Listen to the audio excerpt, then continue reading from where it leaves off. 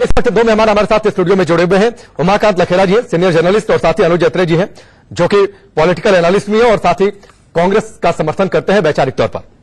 उमाकांत लखेड़ा जी, मैं सबसे पहले आपके पास आऊंगा। इस तरीके की घटना 12 राज्यों की 95 सीटों पर वोट डाले जा रहे थे। लोकतंत्र का सबसे बड़ा पर्व भारतीय जनता पार्टी के हेडक्वार्टर में जूता उछाला जाता है जीबीएल नरसिम्हा के ऊपर। देखिए, किसी भी जो सभ्य समाज है इस तरह की घटना का कोई भी स्वागत नहीं कर सकता, इसकी निंदा की जानी चाहिए।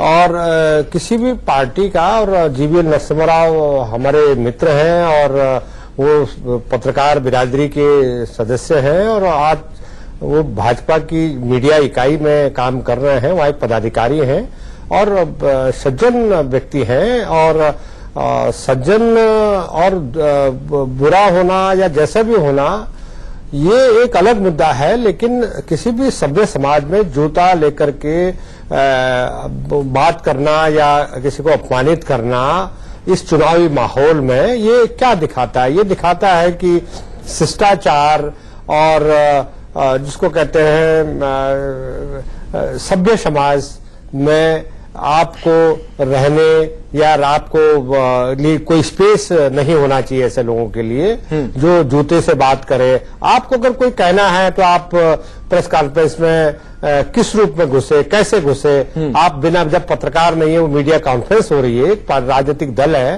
भाजपा का अधिकार है मीडिया कॉन्फ्रेंस करना, चुनाव में उसको अपनी बात कहने का अधिकार है। और मैं एक पत्रकार के नाते ये बात कह सकता हूं कि हमारे भी कई बार हम मीडिया कॉन्फ्रेंस में जाते हैं तो वहां कई तरह के एलिमेंट घुसते हैं, राजनीतिक पार्टियों के कार्यकर्ता घुस जाते हैं, वो वहां नारेबाजी करते हैं, तो वो एक अलग मुद्दा है। लेकिन ये तो शिष्टाचार की तमाम हदों को पार करना, दुर्व्यवहार करना, इस पर तो जो भी कानूनी कार्रवाई होनी चाहिए वो पुलिस को, कानून को अपना काम करना चाहिए। और इस तरह की जो घटनाएं हैं उन घटनाओं को रोकने के लिए खासतौर पर राजनीतिक पार्टियों को ये करना चाहिए कि चुनाव के मौसम में जब इस तरह का संवेदनशील मुद्दे पर कोई बात कर रहा हो तो खासतौर पर उनकी मीडिया कमेटी के जो कर्मचारी हैं, जो उनके कार्यकर्ता हैं, जो उनके वॉलंटियर्स हैं, उनको ध्यान रखना चाहिए कि ऐसे लोग जो अपरिचित है, जो मीडिया के चेहरे नहीं है, जिनके पास कार्ड नहीं है, वो कैसे घुसाए वहां। तो ये वो उनकी प्राइवेट पार्टी का हेडक्वार्टर है, मुख्यालय है, तो ये एक सिक्योरिटी ब्रीच भी है। मुझे तो ये लगता है कि ठीक है, सुरक्षा का भी। अनुज अत्रे जी, एक आपका कमेंट कर लो, फिर उसके बाद अभिषेक शर्मा हमारे साथ जुड़े हैं नांदेड़ से, बड़ी हाई प्रोफाइल सीट है, मैं उनका रुख करूंगा। वैचारिक तौर पर मतभेद तो ठीक है, लोकतंत्र में इसकी जगह होती है और जगह देनी चाहिए सम्मान के साथ, लेकिन इस तरीके की घटना निंदनीय है, निश्चित तौर पर निंदनीय है। इस तरह की घटनाओं का ये समाज में कहीं भी कोई स्थान नहीं है, चाहे हमारे किसी भी दल के साथ किस प्रकार के भी हमारे वैचारिक मतभेद रहे, विरोध रहे हो, लेकिन ऐसा तो ये संस्कार हमारा देश का है ही नहीं। हमने वर्तमान में भी देखें इस प्रकार की और भी पहले कहीं कुछ घटना हो चुकी है, तो कहीं ना कहीं लोग अपने आप को ये पब्लिसिटी स्टंट के एक तहत जो इस प्रकार की घटना करने की कोशिश करते हैं, तो हम कहते हैं कि इस पर सख्त कार्रवाई होनी चाहिए। पहले हमारे नेता के ऊपर भी इस प्रकार का, जो हमारी सरकार थी, इस प्रकार की हरकत विरोधी दलों ने करवाने की कोशिश की या किसी ने भी करनी की, लेकिन उस समय भी माफ कर दिया गया हमारे नेताओं द्वारा, जो कि जो है इस चीजों को बढ़ावा दिया, इस प्रकार की हरकतों को बढ़ावा दिया। हम कहते हैं कि सख्त कानून बनना चाहिए और ये ऐसी जो हरकत करने वालों को माफी नहीं मिलनी चाहिए, ताकि आगे भी लोग जो है इस प्रकार की हरकत। चलिए अनुज जी, मैं आपके पास आऊंगा, लेकिन जिस सियासी साजिश की गुंजाइश की बात आपने कह दी उस पर मैं आगे चर्चा करूंगा। अभिषेक हमारे साथ जुड़े हुए नांदेड़ से। अभिषेक, अब तो मतदान का समय खत्म हो चुका है, आखिरी अपडेट क्या आपके पास पोलिंग परसेंट को लेकर, और अभी तक आपने जितने भी लोगों से बातचीत की है, क्या कुछ मूड समझा है आज मतदान के बाद? बिल्कुल राकेश, देखिए 6 बजे पूरे महाराष्ट्र में जो 10 सीटों पर वोटिंग हो रही थी खत्म हो चुकी है। और सबसे खास बात यह है कि चौंकाने वाली बात है कि वोटिंग परसेंटेज जरूर पिछले साल से मुकाबले यानी 2014 के मुकाबले बढ़ा हुआ है। नांदेड़ की बात करें अब तक, यानी जो 5 बजे का सरकारी आंकड़ा आया है चुनाव आयोग की तरफ से, उसमें 61% वोट 5 बजे तक देखा गया, यानी 1 घंटे में जो 6 बजे बंद हुआ 5 से 6 के बीच में, उसकी वोटिंग परसेंट और बढ़ेगा। तो जानकारी मिल रही है हमें कि करीबन 65% या 66% के आसपास नांदेड़ में वोटिंग होगा। और उसके अलावा अगर सोलापुर की बात करें, सोलापुर में भी जो हाई प्रोफाइल सीट दूसरी है, सुशील कुमार सिंह चुनाव लड़ रहे हैं, वहां पे भी करीबन 60% के आसपास वोटिंग हुई। दूसरा हिंगोली में जो सबसे अधिक वोटिंग हुई है, हिंगोली में भी करीबन 61% के आसपास वोटिंग हुआ है। यानी वोटिंग परसेंटेज बिल्कुल 14 के मुकाबले इस बार बढ़ा है। लोग बहुत बढ़ चढ़ का हिस्सा लिए हैं, लोगों ने जो वोट डाले हैं। लेकिन आप बता देखिए, जो महाराष्ट्र की जो 10 सीटों में चुनाव आज जो चुनाव हो रहे हैं, तो उसमें 2 सबसे बड़ी महत्वपूर्ण सीटें हैं। एक है सोलापुर के, जहां सुषमा सिंह चुनाव लड़ रहे हैं, जो गृह मंत्री रहे देश के। दूसरे महाराष्ट्र के पूर्व मुख्यमंत्री रहे अशोक चौहान जहां नांदेड़ जहां मैं मौजूद हूं, ठीक है। दोनों बड़ी हाई प्रोफाइल सीट है कांग्रेस के लिए खासतौर से, लेकिन इनका खेल बिगाड़ने के लिए जो प्रकाश अंबेडकर पार्टी है। आपसे ले लूं एक सवाल और मैं आपसे ले लूं, चूंकि आपने जिक्र किया कि 2014 के मुकाबले जो पोलिंग परसेंट है वो इस बार बढ़ रहा है और जो आखिरी आंकड़ा आएगा वो 2014 से ज्यादा होगा, तो इस बढ़े हुए मतदान फीसद को हम कैसे देखें? बीजेपी शिवसेना के पक्ष में या फिर कांग्रेस के पक्ष में? देखिए, लोगों की जो हमने लगातार लोगों की मिलीजुली प्रतिक्रिया है राकेश, इसमें बिल्कुल इसको दोनों तरफ देखा जा सकता है। लोग बढ़ चढ़कर हिस्सा ले रहे हैं। इसका साफ मतलब है कि हो सकता है कि यह जो मौजूदा सरकार है उसके पक्ष में भी जा सकता है, उनके विरोध में भी जा सकता है, क्योंकि कई लोग ऐसे हैं जो नाराज हैं तमाम उनकी नीतियों से, कई लोग ऐसे हैं इसलिए चुनाव में जो मतदान में हिस्सा ले रहे हैं ताकि उनको लगे कि अपना मताधिकार का प्रयोग करें और कम से कम यह बताएं कि जो भी सरकार रही है, जो आने वाली है, कम से कम हमारी सुने, हमारी बात माने, तभी हम कम से कम अपने हक की लड़ाई लड़ सकते हैं। यह जरूर दोनों बातों पर ध्यान रख के दिया जा रहा है और यह साफ है। अगर मैं नांदेड़ की खास बात करूं आपको, तो नांदेड़ में जो अधिक चुनाव होने का साफ संकेत दिखाई देता है कि अशोक राज चौहान के लिए खतरा है।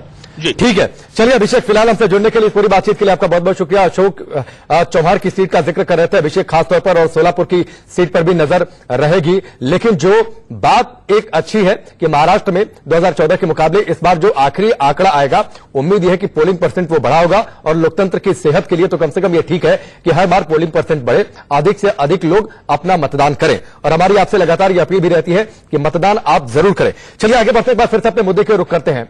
अनुज जी, आप सियासी साजिश की गुंजाइश की आप बातचीत कर रहे थे, हालांकि दबी जुबान में बीजेपी की ओर से भी यह कहा गया कि यह सियासी साजिश हो सकती है, आगे इस पर जांच होगी। आप जिस तरीके से जिक्र करते पूर्व में अलग अलग पार्टी के नेताओं पर जो जूता उछाला गया था, तभी सियासी साजिश की गुंजाइश की बात कही जाती है, तो इसमें भी क्या मौका तलाशा जाता है क्या? देखिए, निश्चित तौर पे आपको ध्यान दिलाना चाहूंगा 2009 में देश के तत्कालीन गृह मंत्री चिदम्बरम साहब के ऊपर भी इस प्रकार से एक तथाकथित पत्रकार ने जूते से जो है अटैक किया था, जूता फेंक करके, और उसके बाद क्या हुआ, वो कहीं ना कहीं आम आदमी पार्टी का कार्यकर्ता निकला और आम आदमी पार्टी ने उसको अपना चुनाव लड़ाया, उसको विधायक बनाया।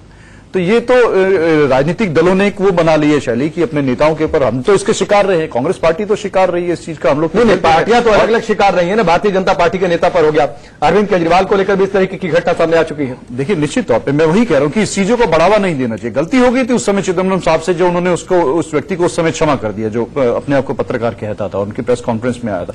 यदि उसी समय उसको सजा दिलवाई गई होती है, उसी समय उसके खिलाफ शिकायत की गई होती है, तो यह आगे लोगों को इस चीज का हिम्मत नहीं होता। आप हम अपने देश की बात करें, हम तो ये चीज तो इस प्रकार की घटनाएं तो अमेरिका में भी देख चुके हैं। उस समय जब राष्ट्रपति जॉर्ज बुश के ऊपर भी एक बार एक व्यक्ति ने जूते से हमला किया था। तो ये चीज जो एक तरफ तो हम लोग जो है एक शिक्षित होते जा रहे हैं, आगे आगे जैसे जैसे ग्लोबलाइजेशन होता जा रहा है, हम लोग जो है एक सभ्य समाज की और अपने आप को कहलाते हैं। लेकिन इस प्रकार के लोगों की जब ये घटनाएं होती हैं जो सार्वजनिक रूप से, उनके ऊपर मैं कहता हूं कठोर कार्रवाई होनी चाहिए, नेताओं को नहीं बख्शना चाहिए। मैं इस मुद्दे में अगर आज ये जो भारतीय जनता पार्टी की प्रेस कॉन्फ्रेंस में जिस भी व्यक्ति ने किया है, हम कहेंगे कि उसके खिलाफ निश्चित तौर पे ये चीजें इनको बढ़ावा नहीं देना चाहिए। ठीक है, उमाकांत जी एक बात बताइए, सियासी साजिश की बात बीजेपी ने भी कह दी, अनुज यात्रा जी भी कह रहे हैं कि जब हुआ था तभी सियासी साजिश थी और उस समय शायद कठोर एक्शन लिया जाना चाहिए था।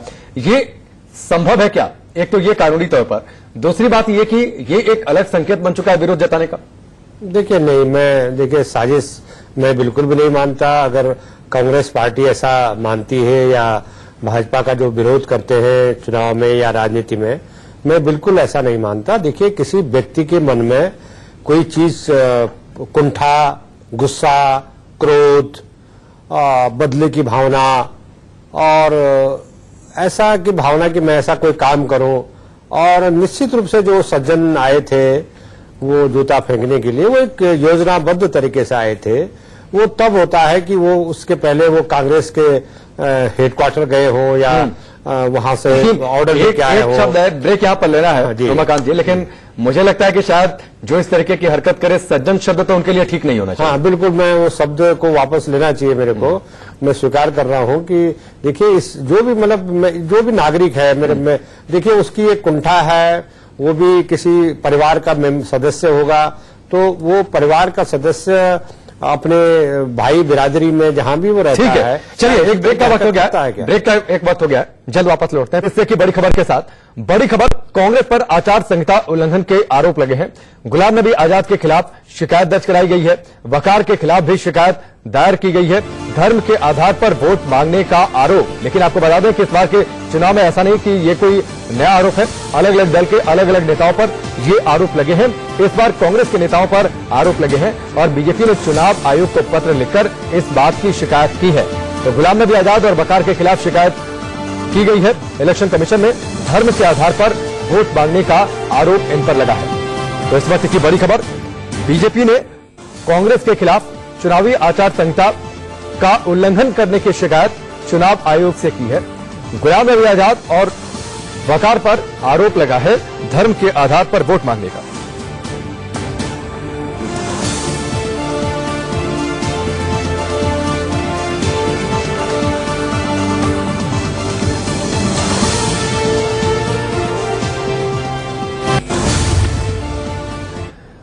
चलिए आगे बढ़ते हैं। दिन भर के अपडेट्स पर हम लगातार बातचीत कर रहे हैं और इस वक्त हमारे साथ भारतीय जनता पार्टी की प्रवक्ता अनिला सिंह भी जुड़ चुकी हैं।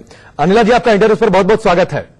सबसे पहले बातचीत जो बीजेपी हेडक्वार्टर में जीवीएल नरसिम्हा के सामने जूता फेंका गया, जो आपके हेडक्वार्टर के प्रभारी है, उन्होंने दिन में कहा था इसमें साजिश की गुंजाइश उन्होंने देखी थी, आशंका जताई थी। आप लोगों को क्या लगता है किसकी साजिश हो सकती है?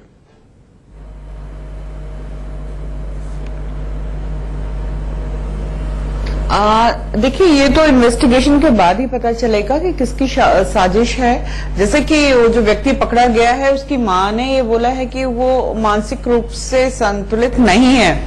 तो क्या वो मानसिक रूप से संतुलित नहीं है या वो किसी ऐसे व्यक्ति या दल से इंस्पायर्ड है जिसका जो पार्टी हेड है वो खुद ही अनस्टेबल है? तो अभी कुछ भी कहना बहुत जल्दबाजी हो जाएगी। परंतु मैं इतना जानती हूँ, आपने देखा होगा कि जब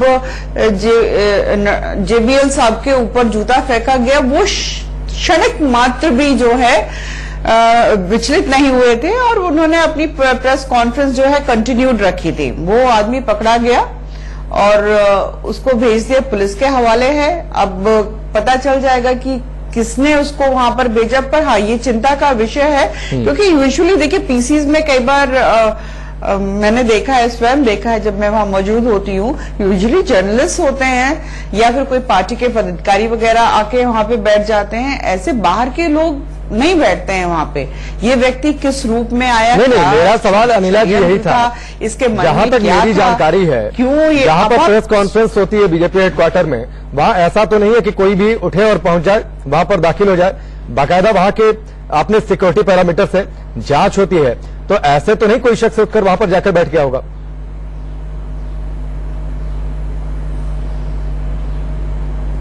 मैं वही तो आपसे कह रही हूँ कि वहां पे जब पीसी होती है तो ऐसे ही कोई अंदर नहीं जा सकता।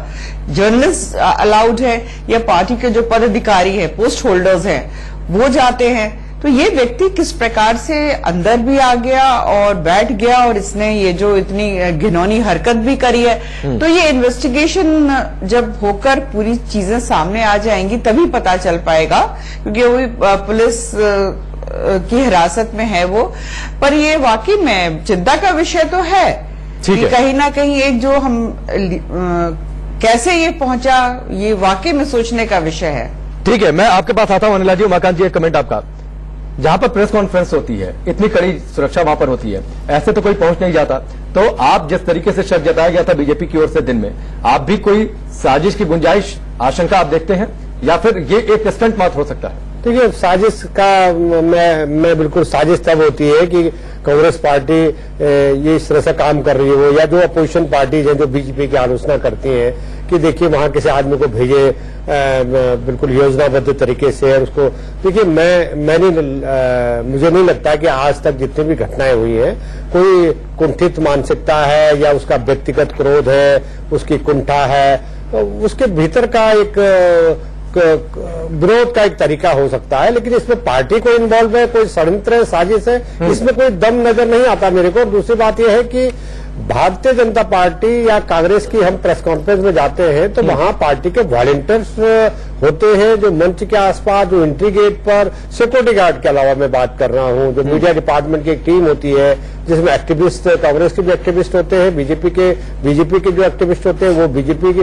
हमने देखा कि संसद भवन के भीतर भी जो प्रेस कॉन्फ्रेंस होती है तो जो प्रवक्ता के अगल बगल और चाय पानी वाला जो भी सिस्टम होता है, जो लोग प्रवेश करते हैं, उसमें सब पे नजर। यहाँ तक कि मैंने संसद भवन में ये भी देखा कि एक पत्रकार ने अप्रिय सवाल बीजेपी के प्रवक्ता को पूछा था 2-3 साल पहले, तो एक भाजपा की मीडिया टीम के कार्यकर्ता आए, उससे कि साहब आपका नाम क्या है और आप कौन सा अखबार में काम करते हैं। वो पत्रकार बड़ा नाराज हो गए इस बात से कि मैंने सवाल पूछा इसलिए आप मेरा पीछा कर रहे हैं सवाल पूछने पर। तो इस तरह की जो भी जिम्मेदारियां होती है कि कौन आदमी आ रहा है, कौन मीडिया से है, कौन मीडिया से नहीं है, ये काम है पार्टी के भीतर, पार्टी के जो वॉलंटियर्स हैं मीडिया डिपार्टमेंट के, उनका काम है। ठीक है। अगर वो नहीं पहचान पाए तो उनकी नाकामी है, ये मैं मानता हूं, क्योंकि वो कोई पब्लिक प्लेस नहीं है, वो कोई आरटीओ या इंडिया गेट नहीं है कि आप कोई भी आदमी सड़क पर जा रहा है और कोई किसी पे चलती गाड़ी से जूता मार दे या थप्पड़ मार दे या हानि पहुंचा दे।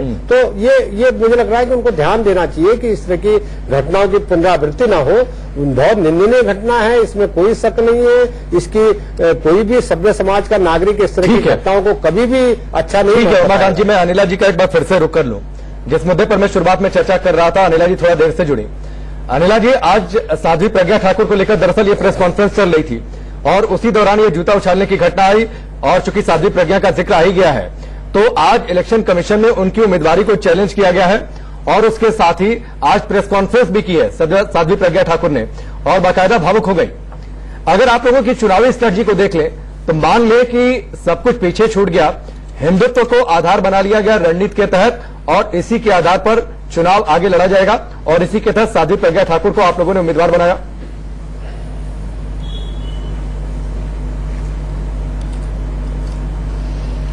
देखिए, अगर हम पर कोई आरोप लगाता है कि क्या आप लोग हिंदुत्व की पैरोकारी करते हो, हाँ करते हैं। अगर कोई हमारे ऊपर आरोप लगाता है कि आप लोगों को भगवा रंग से बहुत प्यार है, बहुत प्रेम है, हाँ है। अगर आप लोग ये आरोप लगाते हो कि आप लोग ऊंची ऊंची आवाज में ये बात करते हो कि इस देश में हिंदू टेररिज्म या भगवा आतंकवाद जैसी कोई भी चीज नहीं है, तो हाँ, हम इसकी एडवोकेसी करते हैं। हमारे देश में, हिंदुस्तान में भगवा आतंकवाद या हिंदू टेररिज्म नाम की कोई चीज नहीं है।